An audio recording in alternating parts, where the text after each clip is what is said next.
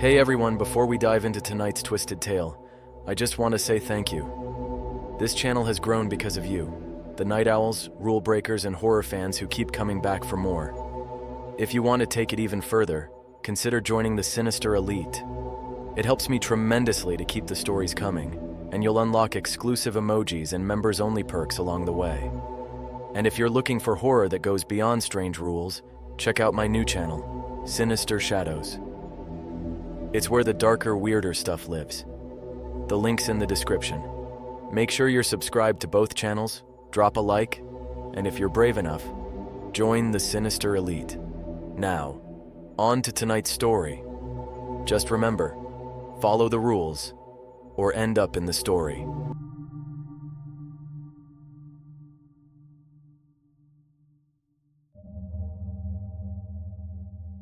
They told me the rules my first night on the job. Not during training, not during the interview, not even during orientation, where they gave me the tour and showed me which fridge handles stuck and which ones you had to jiggle.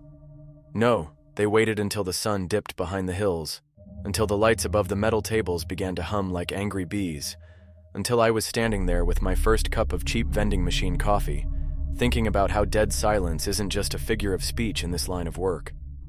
That's when old Marvin, the night supervisor, handed me the list.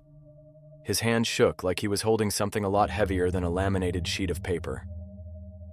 You'll want to memorize these before midnight. He didn't smile. He didn't blink. He just walked out into the dark parking lot and never came back. The list read, Rules for night personnel, lower wing, read twice before midnight. Do not look at the same body more than once an hour. If a body's eyes open, close them immediately. Never answer anyone knocking on the inside of a cooler. If you hear breathing from a locked drawer, leave it locked. Never eat inside the lower wing. Keep the hallway lights on at all times. Do not, under any circumstance, speak to them. At the bottom, someone had scrawled in shaky black pen, "The dead move when you're not looking." I thought it was a joke at first, a prank for the new guy. Initiation hazing. Ha, ha. Welcome to the morgue. Watch out for the boogeyman in drawer 6. But that was before I went back to finish my coffee and found the body on table 3 turned halfway on its side, one bare foot dangling off the edge. Thing is, I was the only one in the room, and when I'd left not 5 minutes before, that body had been lying flat, toes pointed stiffly at the ceiling like they teach you in school. The tag on its toe read, Jennings, Harold, D.O. A. 7:22 p.m. I stared at it for a while, long enough for the clock to roll over from 11:59 to 12:00, midnight. You know what they say about midnight in places like this? It's not just a time, it's an opening. I heard something scratch at the inside of drawer number 14. That drawer had been sealed since 2009. The lights flickered once, and I remembered Rule 6. I walked, didn't run, to the breaker box in the hall. Right as I flipped the switch to keep the fluorescence from dying completely, I caught a shape from the corner of my eye. A pale hand. Pressed up against the small square window of the cooler door, marked Lower Storage, A. The fingers tapped. Tap, tap, tap. Slow. Patient. I looked down at my list again. Never answer anyone knocking on the inside of a cooler. So I didn't. I went back to my little office, locked the door, turned on the old static-covered TV to drown out the noises. The building creaked like bones settling in a coffin. Somewhere down the hall, a drawer handle rattled. Around 3 a.m., I made my rounds again. You have to. That's the job. You have to sign off on the bodies every hour, make sure nothing moves. Even though it does. Jennings, Harold, still on his side. Now his head was facing the wall. I didn't look twice, not in the same hour. Locker number 14. No noise. Good. Cooler window. No hand. Even better. As I made my way back, something caught my eye on the floor near table 5. A smear of dark wetness trailing away like something had been dragged. I crouched down, squinting at it. Looked almost like footprints, bare, slightly discolored. I followed them, back toward the cooler. They ended at the window, and on the inside of the glass this time, there weren't just fingers. There was a face, eyes wide open, mouth grinning, teeth gray as headstones. I didn't answer. I didn't speak. The lights buzzed louder than ever. I kept my hand on the breaker the rest of the night just in case. When the sun rose, the noises stopped. The hand disappeared. The body on table 3, Jennings, Harold, lay flat again, sheet pulled politely up over his chest, like nothing had happened at all. I clocked out without saying a word to the day shift. Later that afternoon, I found Marvin's truck still sitting in the parking lot.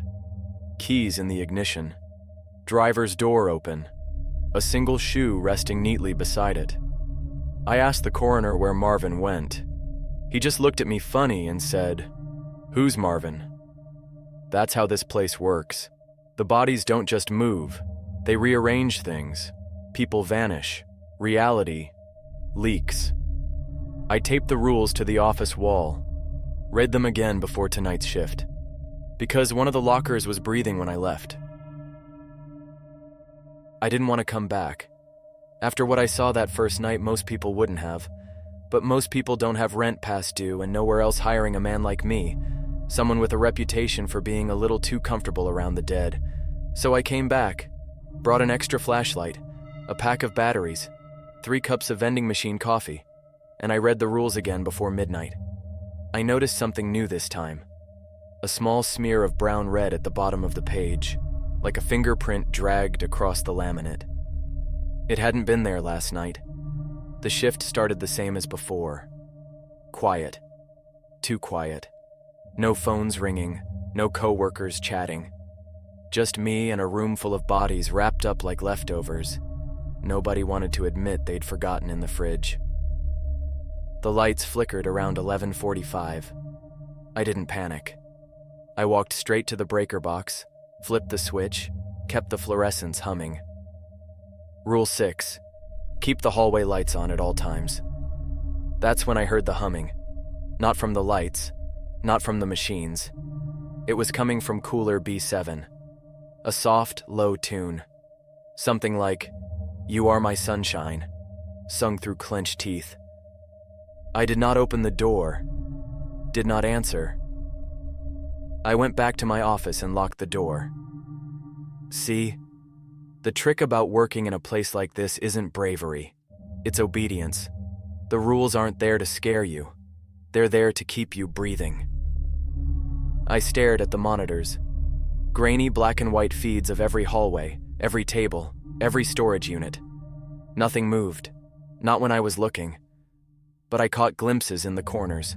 A toe curling upward under a sheet. A hand sliding slowly from atop a gurney to dangle limp beside it. A head turning, mouth wide open like it was trying to scream but forgot how. I marked my hourly checklist. 12 a.m. Status, normal. Lieutenant. Big one. At 1 a.m. I made my rounds again. Jennings, Harold, still flat, still dead, still not making eye contact, which felt like a blessing. Locker number 14, quiet. Cooler window, no hands, no faces, progress. Until I reached the corner table, table 9. Tonight's newest arrival, female, no tag, no paperwork, no record in the books. That wasn't unusual around here. Sometimes things show up. Not everything comes with a file. What was unusual? Her eyes were open, cloudy gray, staring straight at the overhead light. Not blinking, not moving, but wide open. Rule 2. If a body's eyes open, close them immediately. I took a step forward. The lights dimmed. Something scratched behind locker 14. I kept walking. Her chest wasn't rising. No breath, no life. Just those awful eyes, glassy like marbles sunk into meat. I reached for her lids. The second my fingers touched her skin, cold as a grave, her lips moved. Not words, just breathe. A long, slow exhale. Her body stayed still. Her eyes stayed open. The scratch at locker 14 grew louder. Now it sounded like something was clawing metal from the inside. I pushed her lids closed, waited, listened. The scratching stopped. The lights brightened. I took my hand back and moved on like nothing happened. Because here's the thing. If you acknowledge it too much, it acknowledges you right back. At 2 a.m., the humming returned. But now it wasn't just from one cooler. It came from everywhere. Low, unified. A chorus of dead voices humming something that used to be cheerful. It leaked under doors, through vents, vibrated the floor beneath my feet. I flipped the breaker twice just to be safe. Kept the lights on. Kept breathing. I didn't eat. I didn't speak. I didn't look twice at the same body in the same hour. At 3 a.m., I checked Jennings again. On his side, head turned toward the wall. Same as last night. It's his routine now, I guess. I leave him to it. Cooler window. No faces tonight. Locker 14. Silent again. The humming faded. The halls were empty. Except down at the end, where the supply closet door hangs crooked on its hinges, something stood. A shadow darker than the dark around it. Tall. Thin. No eyes. Watching me without watching. It pointed. Down the hall. Toward locker 14. I didn't follow. Didn't acknowledge. Just backed into my office, locked the door, flipped on the TV. Static greeted me again. Welcome back, old friend. Better than the humming. Morning came slow. When the day shift arrived, I checked out without a word. As I walked past the supply closet, the door was closed again. No sign of the shadow. No footprints. Just a small smear of blood across the floor, leading back toward locker 14. And taped to the cooler door, right over the window where the face had been the night before, a new rule had been scribbled. 8. Never stay after 4 a.m. Not ever. Nobody told me who wrote it, nobody even seemed to notice it, but tonight I'll leave at 3:59. I left at 3:59 a.m. like the new rule said. Didn't even clock out properly. Just set my keys down on the chipped counter, grabbed my coat, and walked into the parking lot without looking back. The building watched me leave. I felt it. Like something pressing behind every window, peering out through frosted glass. Curious, amused, hungry. I didn't sleep when I got home. Couldn't. The humming followed me. Not in the air. Not through the vents. In my head. I sat up until noon, staring at the rules taped to my wall, running my finger over each one. By the time sunset rolled around, I had convinced myself I wasn't going back. I even typed up a resignation letter, but the morgue doesn't let go that easy. At 7 p.m. sharp, a knock came at my door. Nobody there, just a clipboard sitting on my doormat. Tonight's schedule. My name on it. Highlighted. Underlined. In red. There was a note scribbled beneath. You're already dead to them. Might as well finish the shift. By 9 p.m. I was back. Coffee, flashlight, batteries, and a small pocket knife I wasn't supposed to bring in. The lights greeted me with a flicker. The smell of chemicals and old skin hit my nose the second I stepped through the door. And beneath it, something sweeter. Rot beneath sugar. Rule number 5 came crawling back to my memory. Never eat inside the lower wing, because something here craves the scent of the living. The hallways stretched too long again. They do that some nights. 3 steps between doors became 6, then 9, then more. Time and space bend easier when no one's watching. At 11:30, I made my first round. Jennings, Harold, on his side. Head turned the opposite direction now, facing the wall I'd left behind him last night. That's fine. Not my problem. Cooler B7. Humming again. Different tune this time. Slower. Something like a lullaby played backwards. Locker 14. Breathing. Loud. Wet. I stood in front of it, listening. In. Out. Raspy, shallow gasps like lungs learning the job for the first time. The list didn't say to interact. Just said to leave it locked. So, I did. At 12 a.m. sharp, the lights died. Not flickered, not buzzed. Dead. Breaker wouldn't flip. Flashlight wouldn't click on. Even my phone. Black screen, no signal, battery drained cold. In the dark, the breathing grew louder. Closer. And something wet slid across the floor. I felt it brush against my shoe. Something soft. Something with fingers. I didn't move. Didn't breathe. The humming joined in again. Now it sounded like a choir. I reached out blindly, found the wall, followed it back toward the office by memory.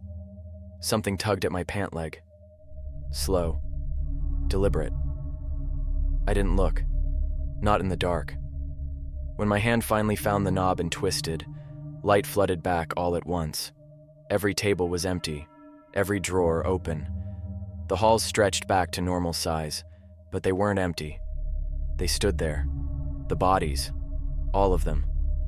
Some naked beneath sheets. Some still wearing the clothes they'd died in. Hospital gowns, uniforms. A wedding dress stained dark around the hem. Their eyes were open. All of them. They didn't move. Not yet.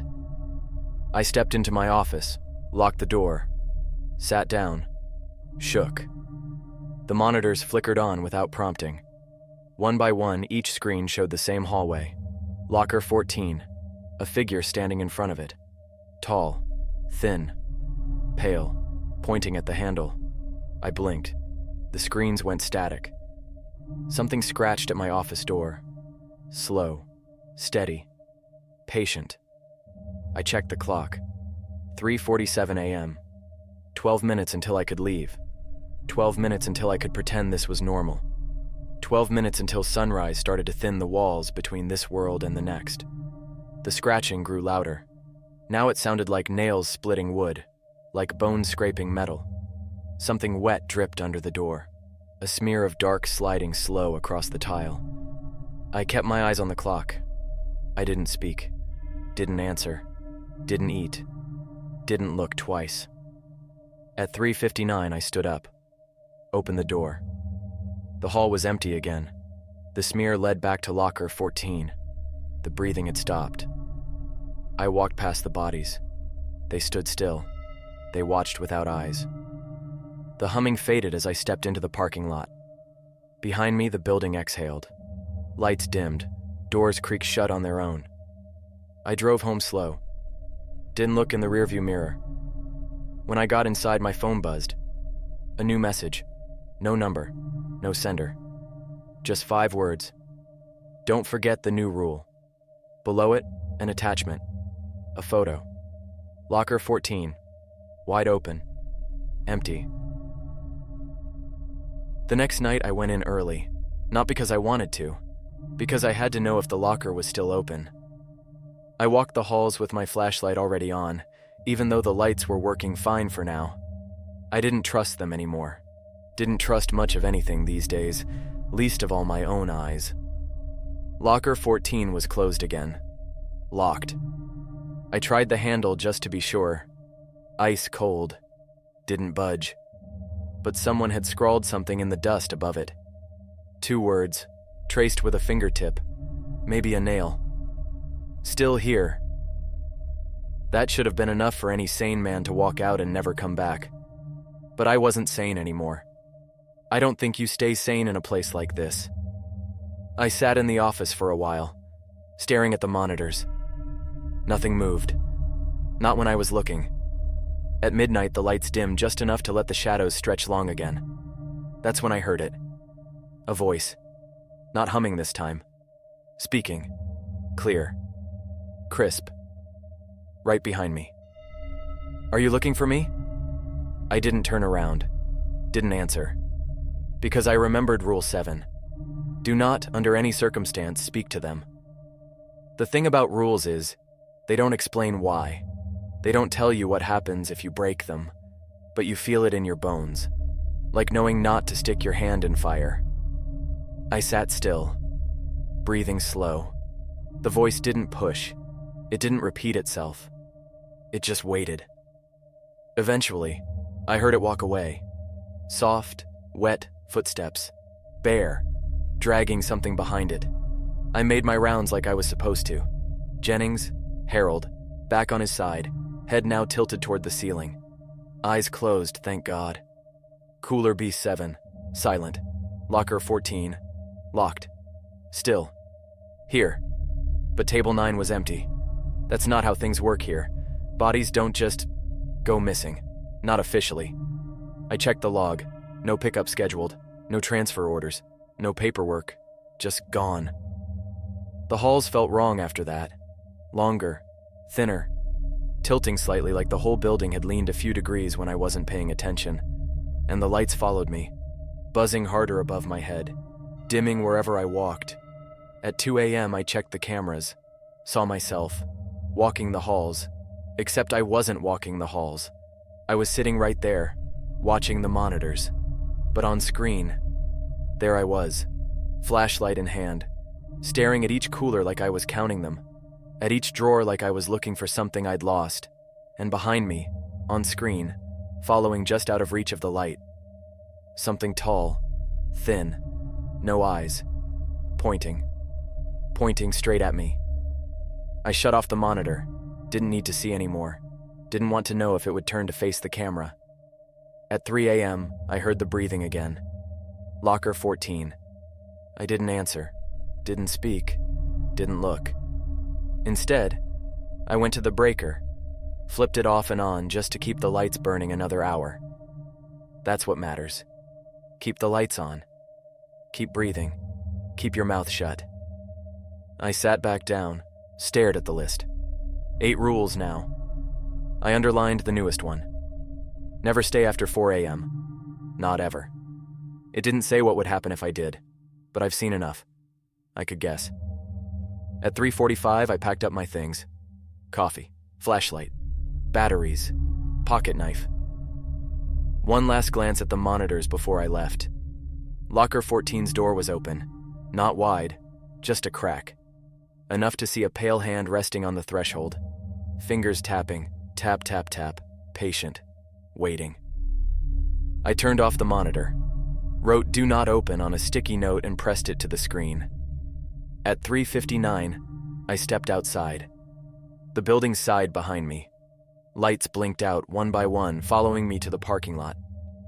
In my car, I found something tucked beneath the windshield wiper. Another note. You looked. That's all it said. No name, no signature. Just those 2 words, and beneath it, a single morgue tag. No toe attached this time. Just the tag. Property of you. I drove home without the radio on, didn't look in the mirror. At my apartment, the lights were already flickering, and somewhere, faint beneath the hum of my fridge, I could hear humming. You Are My Sunshine. Played backwards. Again. The next night, I almost didn't go. Almost. But something about the note under my windshield stuck with me. You looked. I hadn't said anything. I hadn't opened anything. But I'd looked. And looking, apparently counts. I showed up early again. Before dark. Before the building stretched inside and tried to bleed through the cracks in reality. Locker 14 was closed. Locked. No more dusty writing. No more pale hands tapping on the glass. But the air around it felt wrong. Heavier. Like standing near a slow fire you couldn't see but could feel eating up all the oxygen. I stayed moving. Moving is important in here. You sit still too long, something will sit with you. By midnight, things had settled into routine. Routine is dangerous, too. Routine makes you forget the rules. I started my rounds, clipboard in hand, flashlight sweeping slow, trying not to linger on anything too long. Jennings, Harold, on his side. Head back to the wall, always facing away from me. That's fine. I respect his privacy. Cooler B7, silent, blessedly silent. Locker 14, no noise, no breath, just wrongness. Table 9, still empty. Empty tables bother me more than moving bodies. Bodies that move? At least you know where they are. Empty tables? That's a problem waiting to happen. I checked the logs again. Nothing signed out, nothing transferred, nothing cremated. Nobody had any answers. But on the screen next to Table 9's empty space, someone had left a new note. Not a sticky this time, carved into the metal with something sharp. "One is loose." I did not like that at all. At 1 a.m., the lights buzzed again. The humming started up behind the coolers. Software off key. "You are my sunshine," but slower now. Slurred. Like the words were sinking through mud. I did not speak. Did not answer. I just kept moving. Hallway lights on. Breaker flipped twice, just in case. Rules are rules. Obedience is survival. At 2 a.m., something shifted. Not the bodies. Not yet. The halls themselves. Doors no longer led where they should. Supply closet now opened into the cooler. Cooler led to the office. Office door led somewhere else entirely. A long hall. No doors, no lights. Just a single shape at the end. Tall. Thin. No eyes. Pointing again. Always pointing. Back toward locker 14. I shut the door. Locked it. Wrote "Do not enter" across it in thick red marker. 3 a.m. rolled in like fog. Locker 14's breathing started up again. Deeper this time. Wet. Labored. I did not answer. Did not speak, did not look. I learned my lesson. But somewhere in the dark I heard a second breath join it. Then a third. Then more. Soft hissing draws. In and out. Like bellows being worked by unseen hands. I looked at the cameras. The halls were full.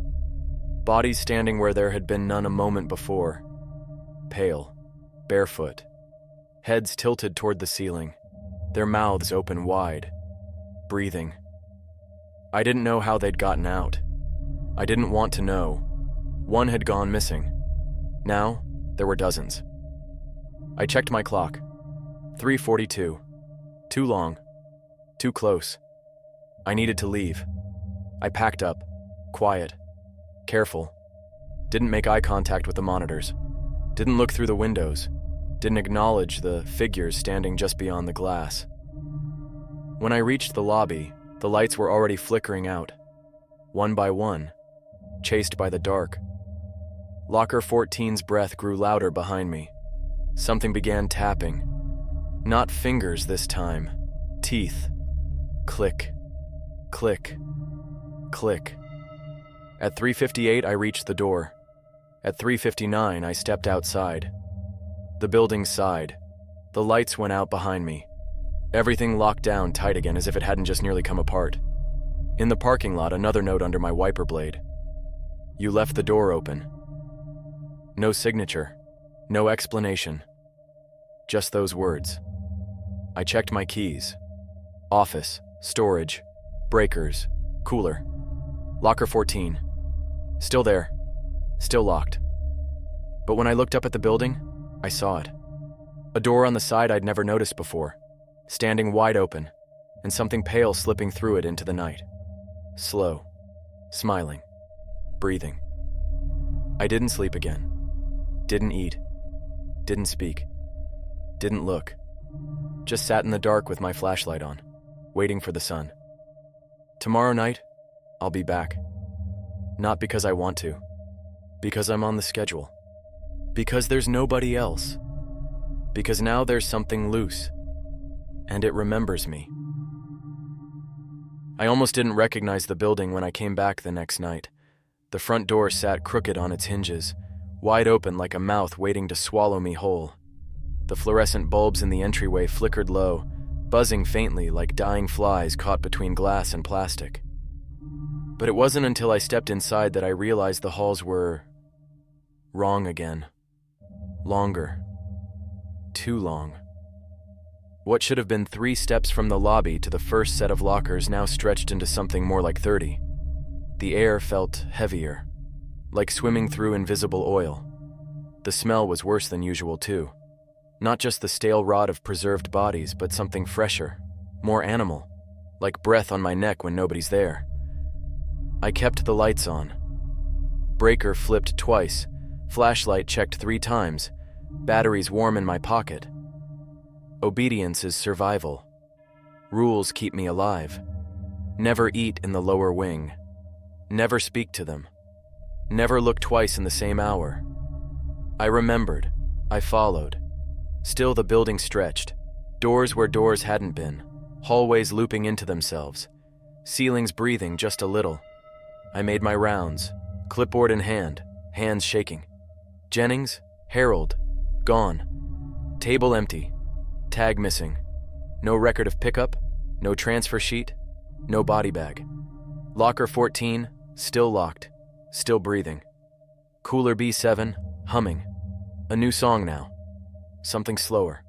Something that sounded like the shape of teeth grinding together.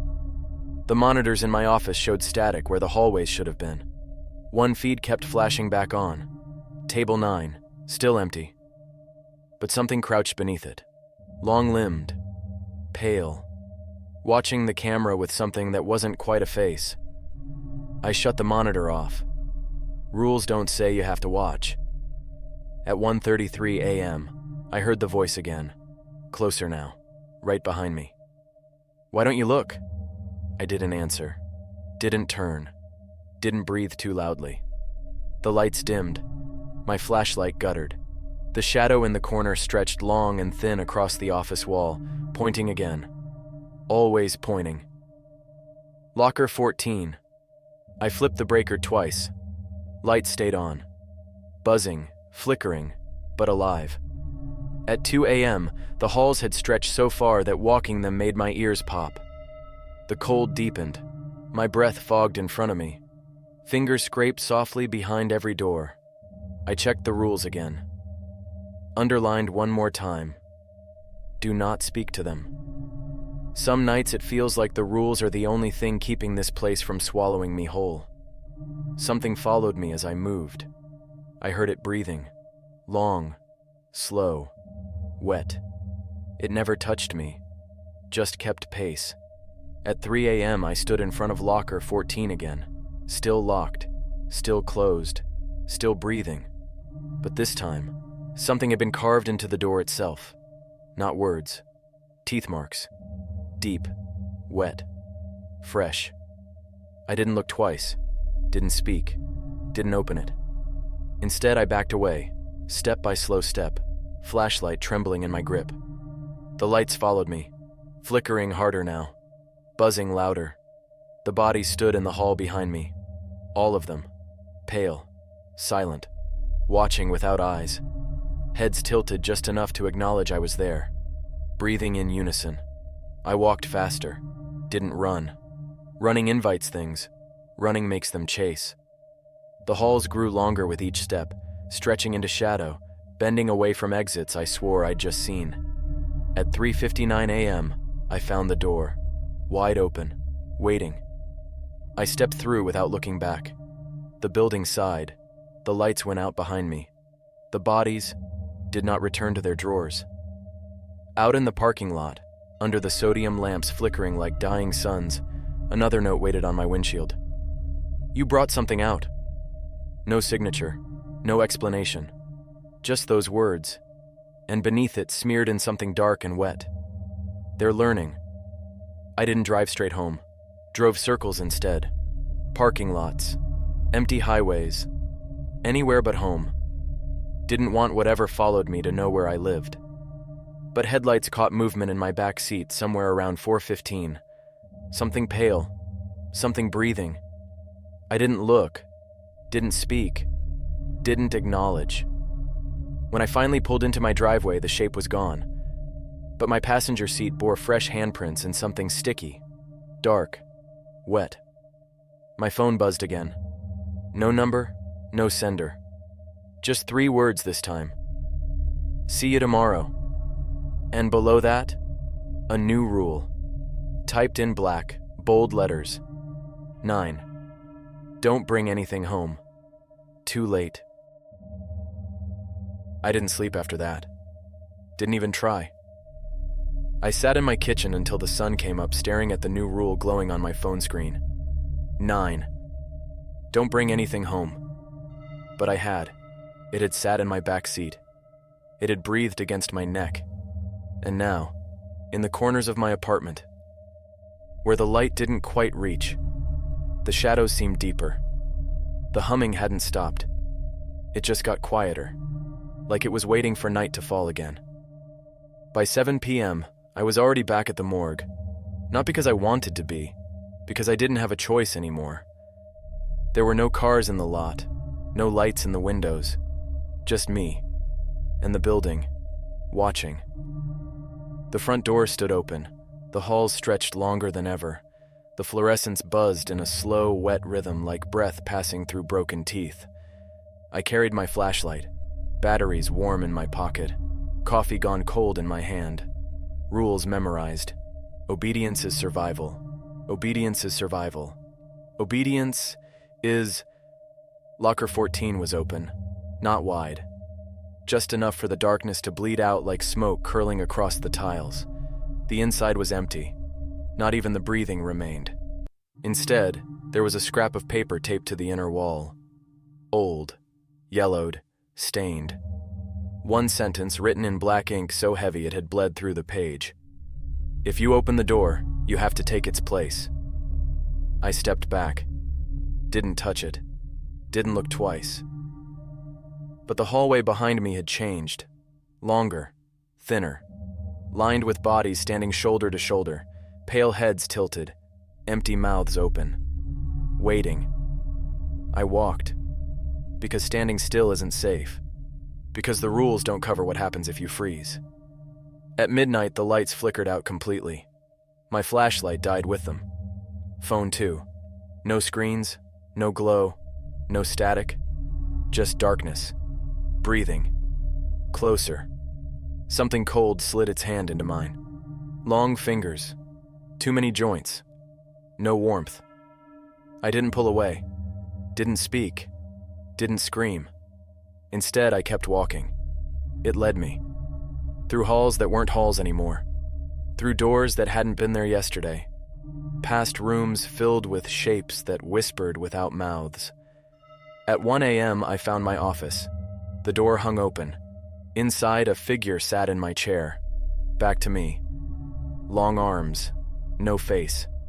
Pointing at the monitors. All screens showed the same thing. Locker 14, open, waiting. I didn't speak. Didn't ask.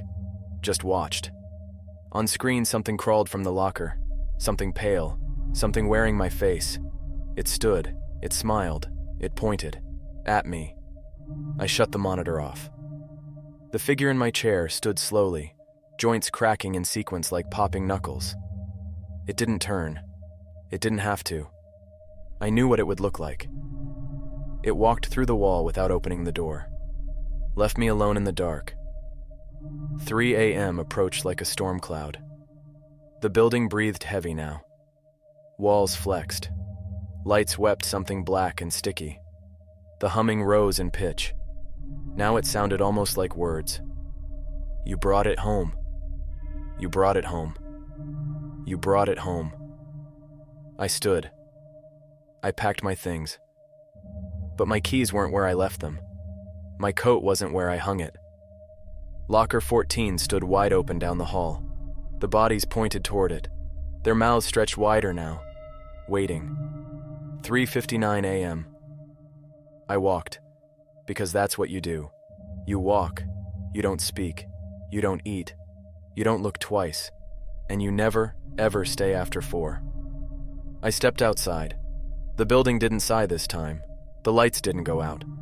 Locker 14 stayed open behind me, spilling dark across the floor like blood. In my car, another note under the wiper blade. You forgot the last rule.